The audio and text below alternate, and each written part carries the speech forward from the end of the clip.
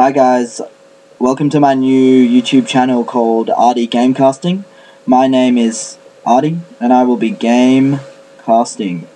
So yeah, the difference between my channel and other channels that gamecast on YouTube is number one, mine will be good, and I think what I aim to do is fill a gap which has seemed to happen on YouTube, which is basically that no one seems to be casting games that are actually fun and interesting. So I'm here to cast the games that no one else seems to be casting, and I have no idea why, because they're really fun to play. If you're wondering what I'm doing right now, I'm on Microsoft Paint at the moment. I wanted to start a title sequence that would reflect my game casting style. I want it to be fun, spontaneous. So basically, I thought I'd do it live. So first things first, I thought I'd pick some music. So I was on YouTube while I was making my new channel. I found that they provided free background music to use in videos. So I figured I'd look through their list, which there's a lot of music on here. And see which one really fit my channel and reflected the kind of things I'm aiming to do with this new channel via song. And so I was going through and I found this little beauty here called Standing Here. I'll just start playing it while I talk. Basically, if anyone, I chose this one because if anyone asked me to describe myself in two musical categories, genres or less, I would go with hip-hop and rap, because I'm cool like that, and romantic, because that's what I am at heart. I'm a romantic. So yeah, wait, back to my title screen. With that music going, I thought I'd add some flair, add some bang to my title sequence. Quite literally, this, my friend, is what is known in the business as an explosion. And you know what, in my experience, there's no one that I really know at all who doesn't like explosions. And that's kind of like saying I don't like action or fun, So yeah, a bit of explanation about my channel while I'm, just jazzing it up a little. Basically, I'll just turn that off. It's getting a bit annoying. Basically, I want people to. I'm gonna choose a game per episode.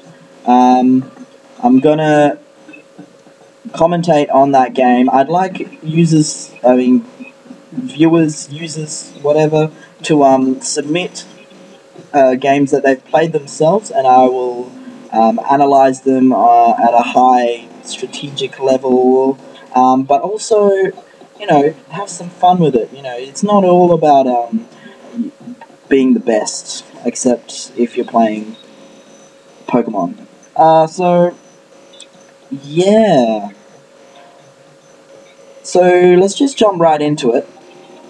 The game that we are going to start with is one of my most favourite games in the world, yet no one seems to talk about it, no one seems to cast about it, so we're going to be casting Minesweeper.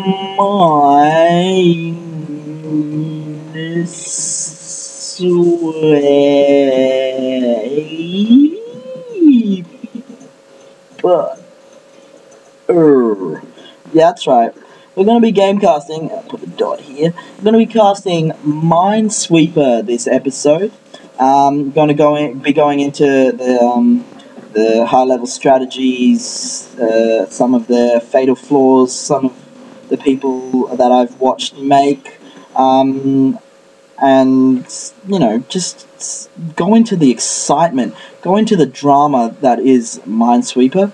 A lot of you may be wondering, why Minesweeper, Artie? There's a lot of other games out there. Some might say there are a lot of other better games out there to commentate on, and I say to them, you're just wrong, and you should probably just leave now, because if you don't appreciate Minesweeper for what it is, which is a work of masterpiece, I don't want you as a viewer. There, I said it.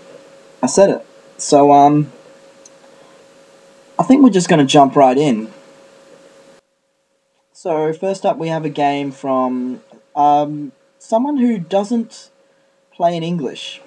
Someone who doesn't have an English computer, so we have someone playing Minestriger, not Minesweeper, Minestriger. I don't know what language that is, but I'm going to just guess and say it's German. And now I like to name, especially if I don't have a name for the people that are playing, I like to name them. So this is my dear friend Hans playing on beginner. Hans. Let's see how he goes. So Hans opens really well. Over 50% of the map already opened up. First shot. Now, as you can see here, there's a few things that gives away how experienced Hans is at Minesweeper. For instance, one of the things he's not doing is he's not using what I like to call the middle click trick. For those of you who don't know what the middle click trick is, especially if you're playing on a computer, the middle click trick is really important to know. I'll just bring up Minesweeper. This is me right now playing Minesweeper. This is highly irregular, I'm professional, I don't play on screen, but just to demonstrate the middle click trick, this is what it is. I'm middle clicking right now, and as you can see, things are flashing. And what is actually flashing is, when I middle click on this one, for instance, it shows me all the options that all the squares this one is touching, all the options that a bomb could be for this one. Once you do place a flag, as you can see, a flag has been placed, so this one is actually already touching a flag. If you middle click on it, it'll unlock the other two spaces that were choices. So, I'm middle clicking this one, and, that's unlocked. It's all very logical, but if you look at the big picture, the middle click actually improves gameplay incredibly so. You play a lot faster with the middle click, and it also helps out, you can see that this is just touching one. There's no need to sit and think about it for a long period of time. So that's the middle click trick. It's probably the most useful thing the middle click has ever done, apart from maybe opening tabs, a new tab in Firefox or Chrome. People that don't use the middle click trick, I instantly judge. They're on par with people that, as I said before, don't open tabs with the middle click, or don't use AdBlock Plus in the 21st century. What else? People that like cats. That's the level we're talking. So let's go back to the game. See how Hans is doing. So our dear friend Hans, he's chugging along. He's doing some things like, for instance, he just took a guess there, where he could have just gone over here, where he's headed now, and gone for the easy reveals. There's a 1 here, and he would have just been able to unlock it. But Hans is a daring man. Hans likes to live dangerously, so he goes for the guess, even when there's other options that are really easy. So, an interesting thing is happening right now. Now, if you look carefully, if you are one with the eagle eye, you will see that Hans has actually finished the game. He has 0 mines left to find. But Hans hasn't realized this yet. And this is a tip for everyone. Keep an eye on whether you've finished the game, whether you've reached the end of that level, if you're into racing games, keep an eye out for the finish line, because that's what you need to look out for. So Hans still has no idea. Look at him sort of hesitate. Where do I go? What do I do? But never mind, Hans. All's well that ends well. All's well that ends well. Now Hans has done something strange. Look, he's pointing it out himself. Hans has decided that was too easy for him. that level back there where he completely missed the finish line, completely missed the fact that he didn't really realize he'd finished. Hans is now really overconfident. He's flushed with a great victory, so Hans is going to put, up the stakes. He's going to put 50 bombs in this beginner map, this field that is not very big. And I think that's the most bombs you can put in there in a field this size, I think. So he starts off and pretty much has nowhere to go. If you look at the opening, there is literally nowhere you can go that is a guaranteed safe bet. So Hans just has to do what anyone would do in his position and guess. And let's see which way Hans goes. Come on, Hans, you can do it. We believe... Oh, crushing defeat. Not good. But Hans isn't phased. He goes for it again. He starts in the corner this time. The corner statistically, apparently according to the wiki page, is the best starting position because it gives you a 50-50 chance. Obviously, if you're playing on later versions, so this is probably Vista or 7, Windows automatically gives you a free starter, but back in the day you could die on the first click, and therefore the corners were actually statistically the best places to start.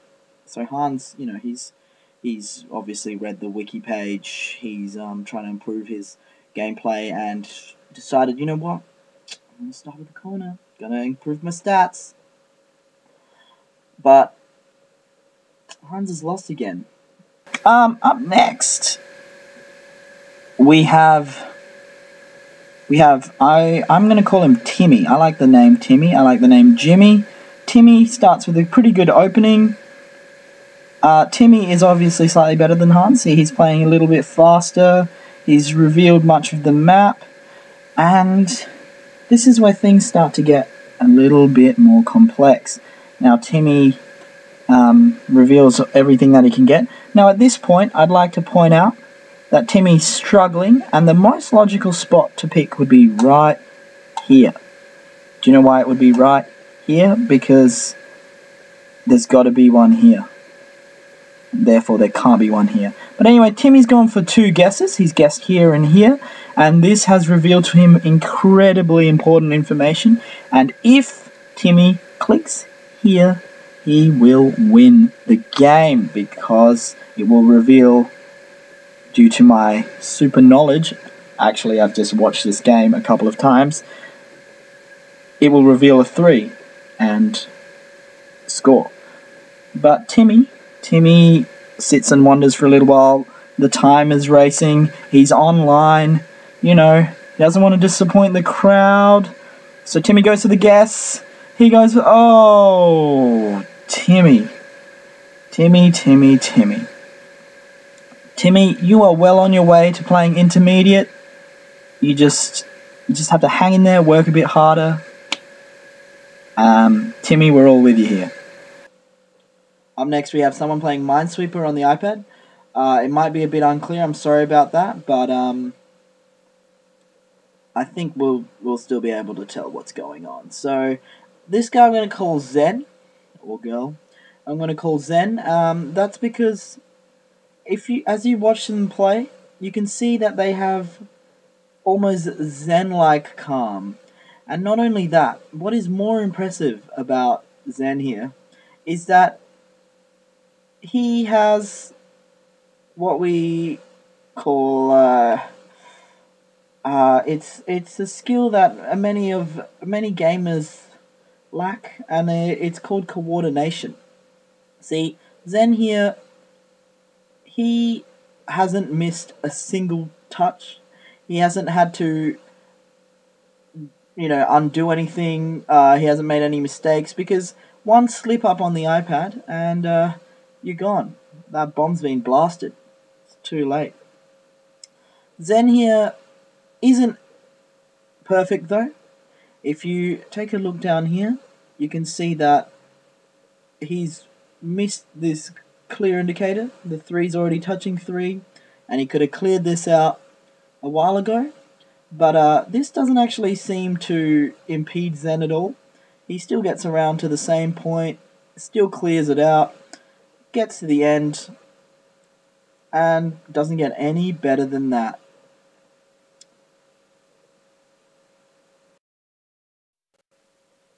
That game just there, I think, was too good to be true. And I think, while Zen is a skilled player, I think this app here, whoever programmed this Minesweeper app, I just have a sneaking suspicion that they haven't programmed any impasses in, any guesses in. You know, the true Minesweeper, sometimes there just isn't a way that you just have to guess. And in this level, I saw no guesses. It's quite a hard difficulty, yet no guesses. So perhaps Zen had it a little easy. On to the next game.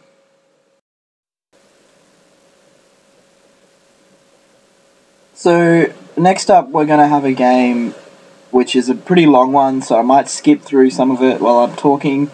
But basically, let's start it up. We're going to call our hero Jason. Jason is a fairly good name, I guess. You know, Jason Statham, Jason Bourne, Jason and the Argonauts. Yeah, it's a pretty good hero name, I thought. So our hero is Jason. Let's just go back quickly. Jason is playing advanced, and he has a few misstarts at first. He just spreads around a bit, just has a look around, and then begins to start playing in earnest when he finds an okay opening. You know, it's not the best opening, but he likes it. He goes with it, and he knows the middle click trick. He seems pretty comfortable playing on advanced. He could be playing a lot faster, but leaving all that aside, Jason, I like Jason because he's just playing for fun. It looks to me like Jason has just been chugging along, playing the greatest game ever, Minesweeper. He makes a few mistakes every now and then, but he notices them, corrects them, and gets through them. So Jason is chugging along. Jason's the kind of Jason's on an adventure. Jason's on a classic adventure, and so far he's just chugging through. So we'll skip on through a little. Now, I want to talk to you about Minesweeper phases. So there's obviously early game, mid game, and then end game. This is early game. Early game is relaxed. Most people play early game. They're fastest. They just power through. They're having fun. Around here, as Jason starts to clear this area out, this little block, Jason starts moving into mid game, and mid game's where things get interesting, because mid game is in Minesweeper is where things get nitty gritty. Like, we here are past the point of no return. You know, we've stepped over the Shire line, is what I'm saying at this point. Basically, now the game gets really tough, and it takes skill and stamina and a lot of perseverance to keep going, because you've already put in so much effort. You've done half a 4-year degree. You're 2 years in. Backing out now is devastating. You will literally throw away 2 years of your life, and that's how Jason feels right now. And as you can see, gameplay starts to slow down. Jason begins to take a little more time, take a little more care, but he also starts to feel the pinch, feel the heat, might I say. So Jason's still powering through, but he's entered mid/end game, and he's starting to panic a little, become a bit more jittery if you look at his mouse movements, things like that. Very soon, I think it's about around now, Jason's going to unlock what I like to call impasse situation, a situation where you have to guess. There literally is no right answer. Here it is. Right here is where, and he's looking at it, is the impasse situation. This is the first real impasse situation in advanced mode I think we've looked into. And if we're looking at it from a storyline point of view, from a acts point of view, this is definitely where I'd say is like the major conflict in the plot. So, for instance, this is where if Jason was a detective, this is where the leads all dry out, where the case goes cold, where all seems lost. You know, in a classic, in the old Hero of 1,000 Faces story, this is probably where the old man, the old master or trainer, who was assisting the hero up until this point, dies. Dumbledore, Gandalf, or you know, it's the point where a major conflict occurs, which the hero has to get through. And we see how Jason handles this point. So he has to guess. He has to see if any leads, come up, and a new clue is found. So he goes for it, and Jason avoids death perfectly. So Jason keeps moving. He's gotten past the major conflict in the movie. Things are looking well for him. Everyone's really cheering for him. And then Jason starts to lose concentration. He doesn't know what to do. There are actually options for him here, if you look carefully, but Jason can't see them. He's been playing for so long. He goes for a get. Oh, let's go back and watch that in slow motion. Let us go back and watch that in slow motion. So, can I slow this down? So Jason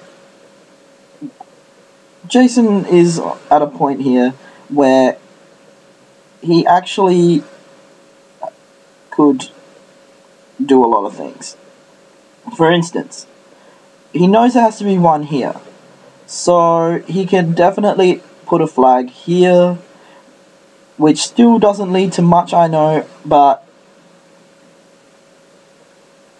he could then, let's have a look around. This 3 is touching 3, so this would unlock here, which would mean this was another flag, which would mean this was not a flag, which would mean this was a bomb.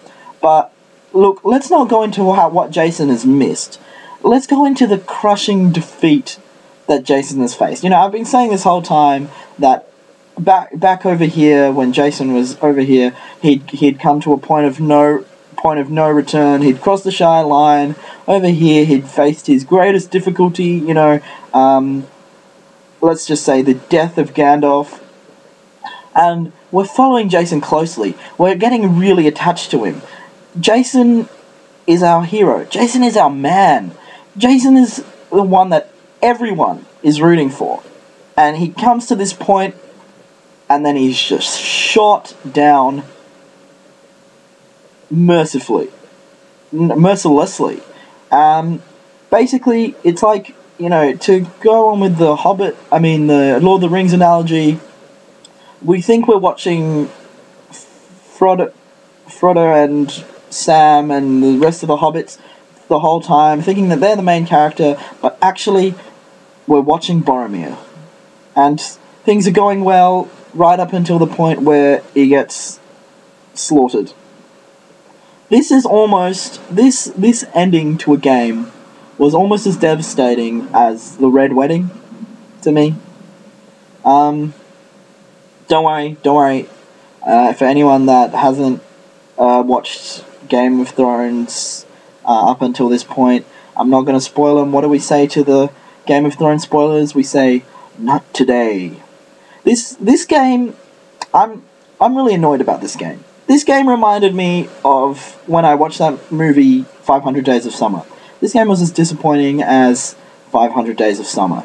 If you like that movie, I don't know why you liked it, because Look, I'm gonna be straight up with you. If I wanted to experience a story where in the end the guy doesn't end up with the girl, I just remember every date I've ever had. Yeah, I don't have the time to watch someone else do it. I'm too busy being rejected horribly myself. So, yeah. Let's move on to the next game. So, to make up for the horrible game that we just experienced, I'm giving you all a treat. We're going back to the old school to watch Quadruple X, not Double X, not Triple X, not X, Quadruple X, play some old-fashioned Minesweeper. For those of you who have started to, tap furiously at their touchscreen device, trying to see what just went wrong, or blinking furiously through their Google glasses, wondering why the screen just went black and white. This is not an error. There's nothing wrong with your device. This is what Minesweeper used to look like back in Windows 95, 98. I think even in XP. Actually, I think this is XP. This is what Minesweeper used to look like. There used to be a little face up here, which used to, be a little commentary in itself. It would go, oh, whoa. It would smile. If you lost, it would frown for you. And if you won, you'd get the sweetest reward of all. Which, I'm not going to spoil. I'm not going to spoil that. It's the sweetest reward of all. Oh, that's exciting. Just unlocked a 5. This brings back a lot of old memories to me. This brings back playing RuneScape on a dial-up modem. Where people don't even know what RuneScape is anymore. RuneScape was a phenomenon, son. RuneScape was possibly one of the worst games ever for a while there. Yet everyone seemed to play it, and I have fond memories of you'd come up with a time to meet up with your friend who had played a lot more RuneScape than you and was willing to give you a lot of his items and things that he collected or bought over time. He was willing to give them to you, but there was no way of transferring items from one player to another. So what people would do would be they would just drop equipment and items and stuff on the ground for anyone in the game to pick up, but you'd do it at a certain time when you both knew that it would be there. So you'd turn up, he would drop the stuff, you'd go to the same spot, you'd quickly pick up the stuff, and that's how you gave each other, that's how you traded goods between players. The only problem with this was, there was a lot of people playing, and there was a lot of ways for this to go wrong. For instance, if your mum or your dad or whoever in the household picked up the phone while you were playing RuneScape, that's right, 56k modem, 56 KB modem, son. That's right, dial-up noises, dial-up. Pick up the phone, the internet's gone. Your mum picks up the phone to call the neighbours, boom, internet's gone. Your friends dropped all the best items in the game, which they want to give to you so you can share it together, and by the time you connect, by the time you spend that 30 seconds listening to that noise that haunts me in my dreams to this day, it's all gone. It's all gone. These are the kind of things people faced. These are the problems people had. Oh, son, don't put too many clip art pictures in that Word document, you've only got 1.4 megabytes before that floppy disk fills up. Some people right now, some viewers are asking, what's a floppy disk? What's a VHS? What do you mean 1.4 megabytes? You know, you can't even fit a single song on that. That was life. That was technology back then. That's what we had to work with. Alright? So this is from those days. This is from the dark ages. This is a true old school gamer. This is someone that had to put up with Internet Explorer for a long time. And Netscape. That's right, Netscape. Before anything remotely like Google Chrome came out. Alright, so I respect this person. And you know what? I love them as well. They're doing a great job. They're getting through the game really well. I almost want to boot up an old version of XP right now and start playing. Because this is incredible. So they've gotten to a point here. I figured I'd actually like commentate on the game. They've gotten to a point here where I think they have to make a guess. They can make a pretty informed decision here, and they managed to pull it off. And as you can see, it is much appreciated. The Minesweeper gods smile down upon him and give him the cool glasses. The cool Minesweeper wind glasses. Love it. Love it. No sweeter reward than the Minesweeper seal of approval. And how does this young man sign off? Quadruple X. That is right. Class all the way through. Good work, Quadruple X. I love you. And that's the last game. That's the last game that we're going to be having today. Let's go to the thank you screen. Is this centered? We're back on Paint. Just like to say thank you. Let's play some outro music. Yes! Sound familiar? I knew it would. Thanks everyone for watching the first episode of Arty Gamecasting. I'd love for you to submit your game. So basically, if you'd like me to submit your game to Gamecast your games, what I'll be doing next week, next episode, is I'll probably be I want to do a Bejeweled Gamecast, because Bejeweled is another one of those games that no one seems to be gamecasting all that often, but it's a really exciting game. There's a lot of high level strategy, there's a lot of tactics that I want to go into. So if you're going to submit, please submit a Bejeweled Classic from any version, or Diamond Mine game. I don't know which versions of Bejeweled actually contain Diamond Mine. Maybe it's just 3, but a Diamond Mine is possibly the hardest Bejeweled and most exciting Bejeweled version, you know, like a mini game sort of version.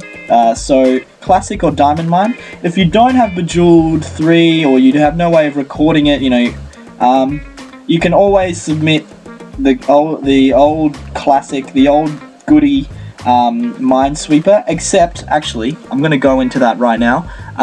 If you're going to submit Minesweeper, you've got to follow the no flag challenge. This has been around for a while. I'm not going to pretend like I made up the no flag system of gameplay, but if you're going to submit Minesweeper, you're going to have to, any difficulty is fine, but let me bring up Minesweeper. You're going to have to follow the no flag